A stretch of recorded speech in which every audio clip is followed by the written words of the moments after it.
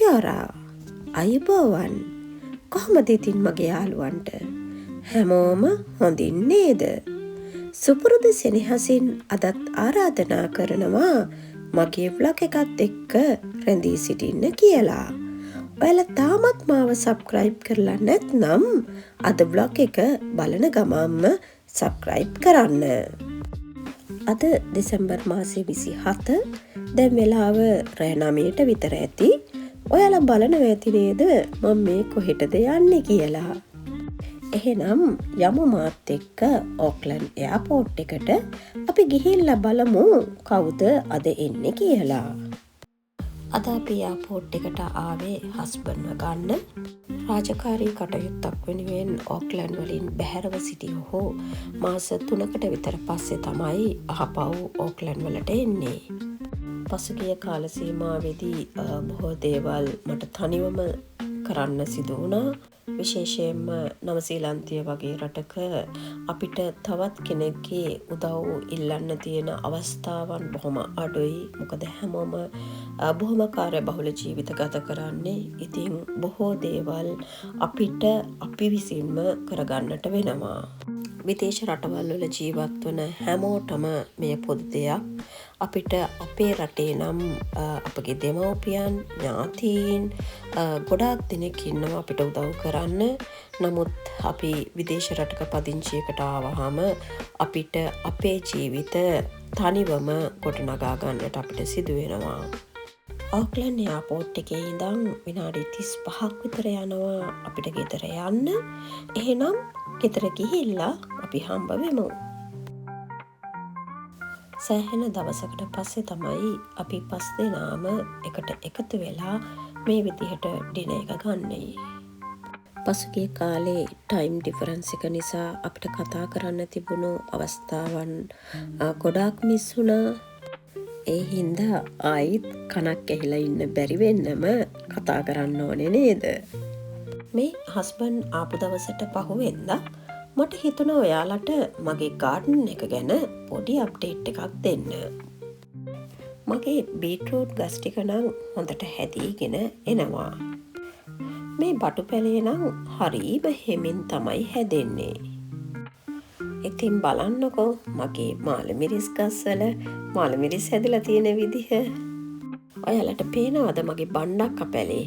ඒකත් හරිම හෙමින් තමයි හැදෙන්නේ.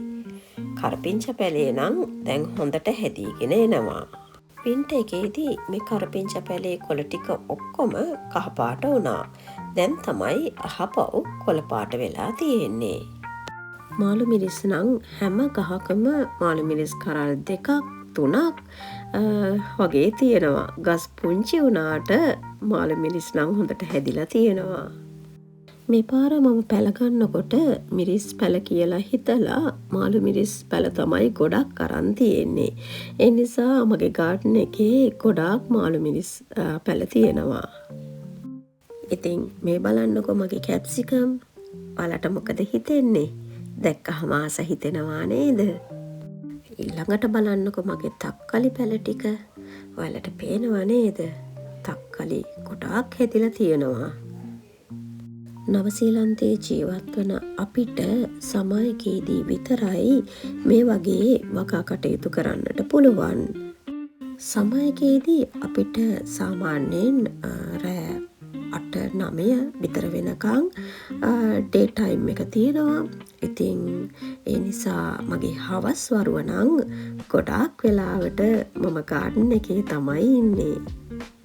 අපිට මොනතරම් සතුටක් ලබන්න පුළුවන්ද කියලා හිතෙනවා අපිට තියෙන පුංචි ඉඩෙත් මේ වගේ මොනවා හරි පුංචියට හදාගත්තොත්. මගේ ගාඩන් එකේ ගොඩාක් කොළුබෙල්ලෝ හිටියා. ඉතින් මට මුල් කාලේ නම් මොකුත්ම හදාගන්න බැරි වුණා. මොකද ගස් ගොඩාක් මේ කොළුබෙල්ලෝ කෑවා. මේ තියෙන්නේ චෙරි ටොමැටෝ ගහක්. මල්ලඟ චෙරි ටොමැටෝ ගස් කිහිපයක්ම තියෙනවා. ඒ හැම ගහකම චෙරි ටොමැටෝ හැදිලා තියෙනවා.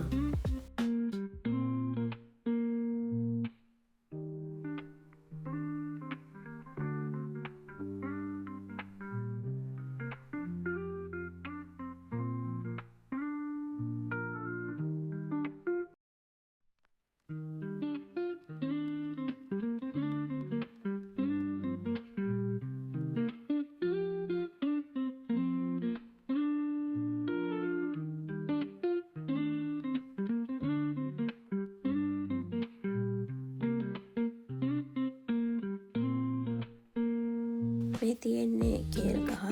මම කේල් ගසුත් කීපයක්ම හිටෙව්වා. ඒ වුණාට මට අන්තිමටම තියාගන්න පුළුවන් වුණේ කේල් ගස් 3ක් විතර වගේ. අනිත් ඔක්කොම ස්නේල්ලා කෑවා. ඉතින් ඔයාලට පේනවා නේද? එකම දවසේ හිටෙව්වත් කේල් ගස් එක විදිහට තියෙනවා. සමහර ගස් හොඳට හැදිලා තියෙනවා. සමහර ගස් එතරම්ම හොඳට හැදිලා නැහැ.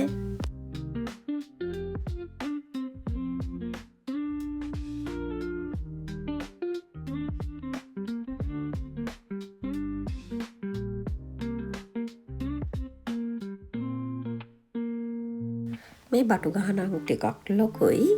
මල් කිහිපයකුත් තියෙනවා.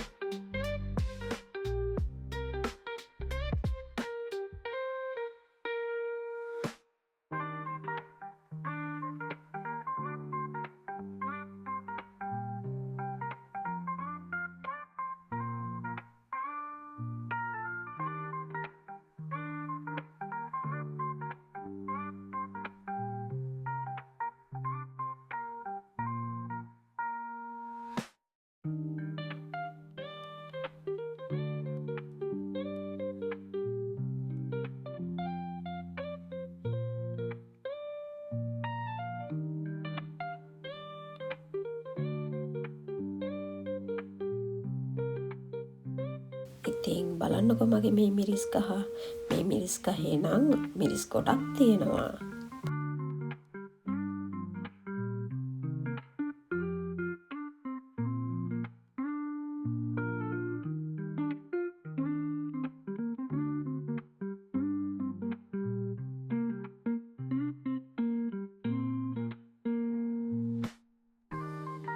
දැන් මගේ බෝංචි පැල ටික බලන්න යමු නේද? බෝංචි පැල නම් මට හිටවන්න ටිකක් පරක් වුණා. මොකද මම හිතුවේ නැහැ බුෂ් ටයිප් එකට බෝංචි තියෙනවා කියලා. පස්සේ මට මගේ යාළුවෙක් තමයි කිව්වේ බුෂ් විදිහට හැදෙන බෝංචි පැල තියෙනවා කියලා. ඊට පස්සේ තමයි මම මේ පැල ටික ගෙනල්ලා හිටෙව්වේ. ඉතින් බලන්නකො මගේ බෝංචි පැල පුංචි වුණාට ගොඩාක් හොඳට බෝංචි හැදිලා තියෙනවා නේද?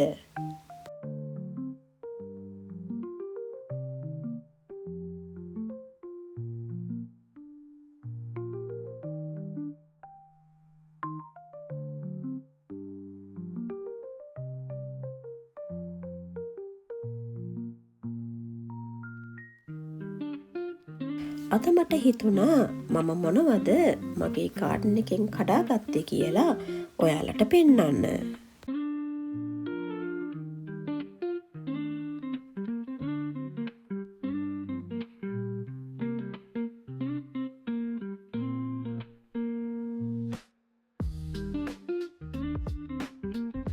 ඉතින් බලන්නකෝ මම එක බෝංචි ගහකින් කොච්චර බෝංචි ගොඩක් කඩාගත්තද කියලා.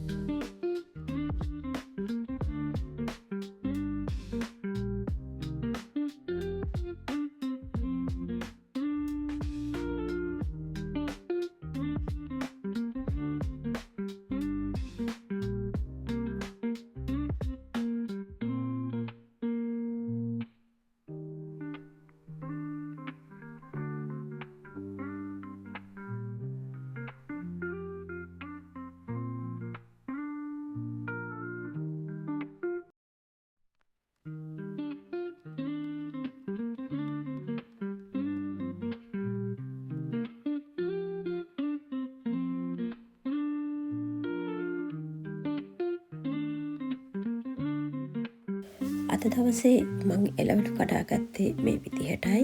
මම මට අවශ්‍ය ප්‍රමාණයට තමයි කඩාගත්තේ.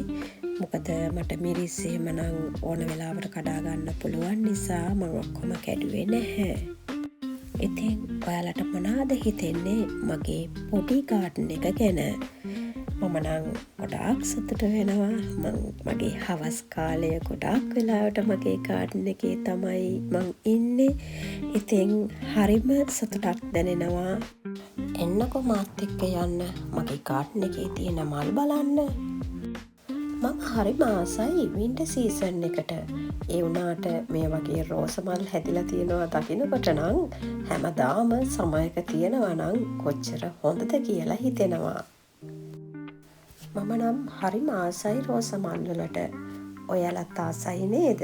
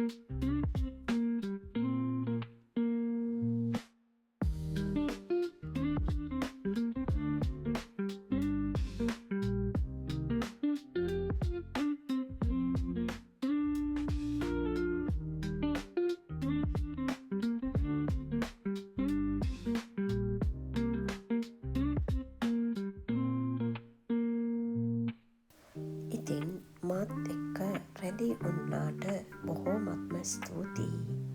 අචිනීස් ඩයරි එක්ක දිගටම රැඳී ඉන්න කැමති අය channel එක subscribe කරලා තියාගන්න.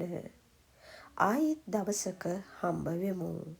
හැමෝම පරිස්සමින් ඉන්න. සුබ දවසක් ප්‍රාර්ථනා කරනවා.